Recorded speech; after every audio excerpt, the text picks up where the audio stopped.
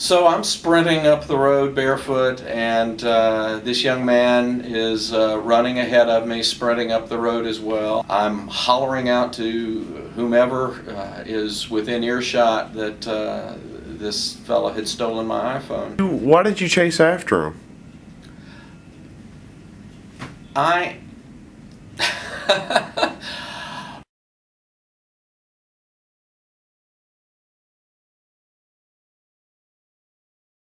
I was at the Lindbergh station area. My wife and I were going there in order to meet her brother, who was flying in from Miami and had about a 4-hour layover.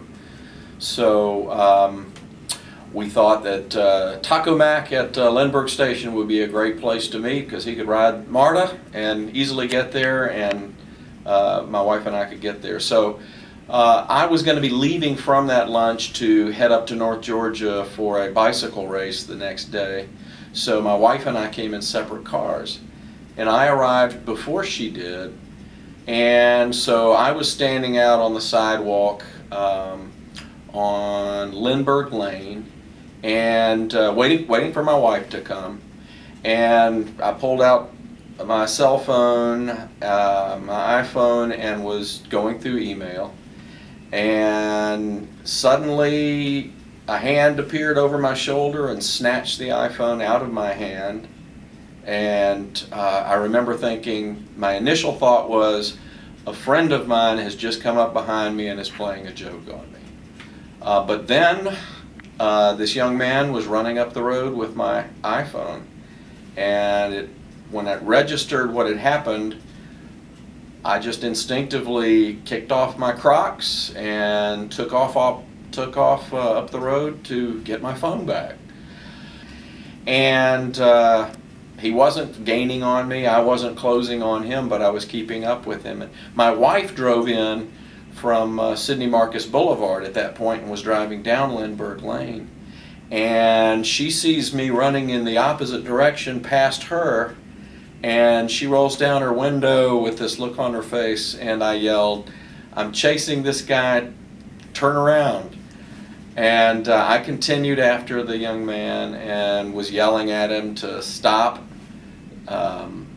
He kept running, and he got down to the end of Lindbergh Lane after about 300 yards, and I'd started to close on him by that point, which surprised me. And then he got up, ran up the grass berm and got in the grass field that's at the end of Lindbergh Lane, just to the west of Piedmont. And he turned around with his hands on his knees and was panting. And I was right there on top of him at that point, and he looked up at me, and I said, "If you drop my iPhone in the grass, I'll let you go." And he took the phone and flipped it toward me. It landed in the grass. My wife had caught up with us. She had her window rolled down, and her adrenaline was going too, and she hollered out, "That's a 56-year-old man that caught you, punk." And this kid started to walk away. He didn't run away, he started to walk away. And I had picked up my phone at that point, and I thought it would be a good idea to take a picture of him if I could. I was shaking like a leaf. So I used my phone that he'd stolen from me and took his photograph with it, and I started following him because he was literally just walking away to try to get away from me, but he was gassed and so he couldn't run. So I followed him, and I've got the MARTA police number in my phone, and so I called them, and as I was following him, I was sharing with the MARTA police what had just happened to me, who I was, and where I was. And a minute later, I'm guessing, the MARTA police car comes up Lindbergh Lane and turns up Sidney Marcus Boulevard towards the Chick-fil-A in Piedmont. And that's where I am at this point. And I signaled to the cops where I was. They came up. I described to them what had happened. I described the young man to them.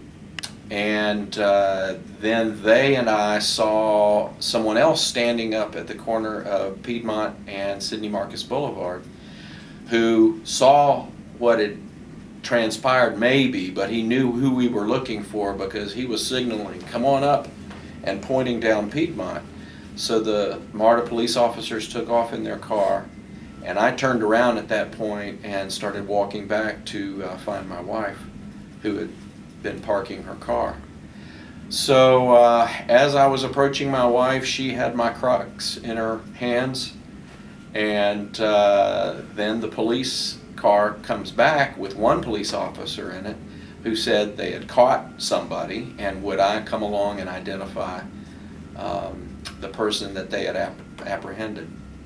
So I got in the car, went with them, and they had this fellow and an accomplice, I guess, of his, who had also been with him. I had noticed that he was there, but he didn't participate in the chase. He simply continued to walk.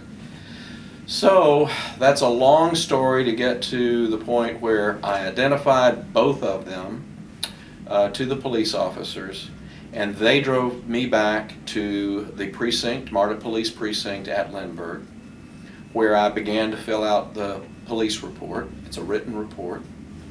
And they had me write down everything I could remember about the incident. And while I was filling that out, they brought the two young men in and put them in their holding rooms or cells.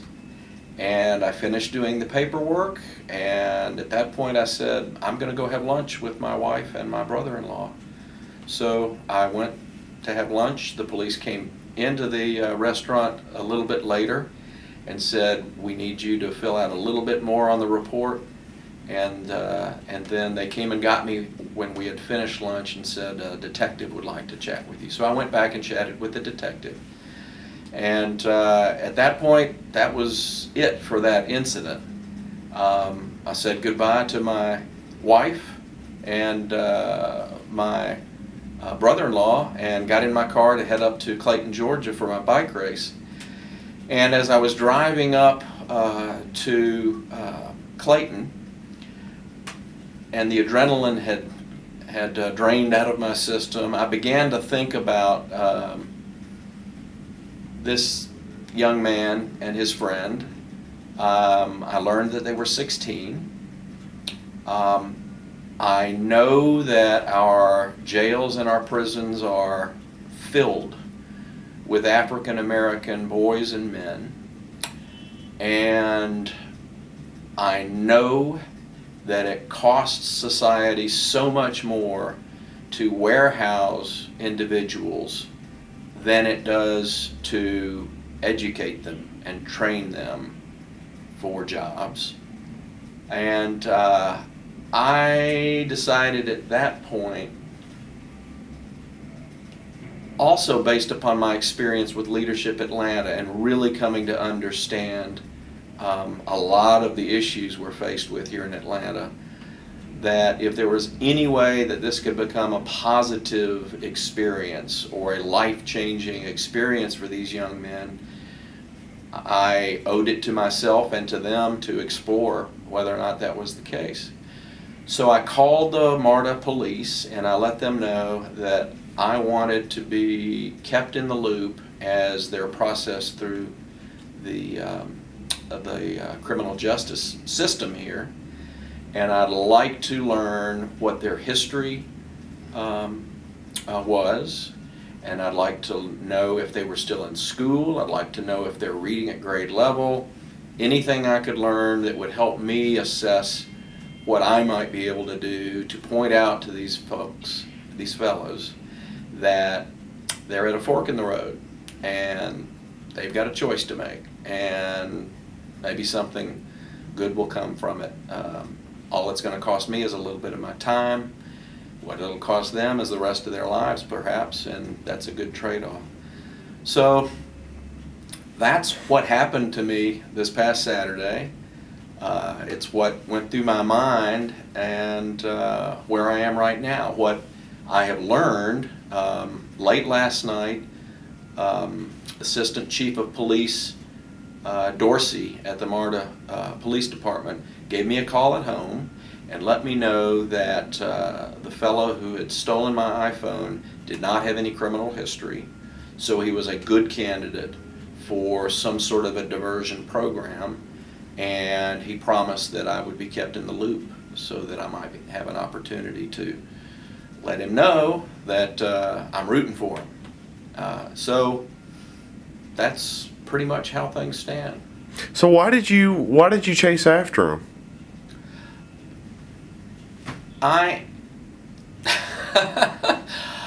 Because I'm dumb. It was just instinctual. He had my property and he was running away from me, and I'm an athlete and I could run after him just as well as he could run away from me, and that's it. What do you think that you can do to help these young men? I have no idea. This is a journey for me, but I've got to find out. One thing I've got to do is talk to them, and together we'll learn what each of us can do. I don't know, but I'm willing to learn. I'm willing to find out.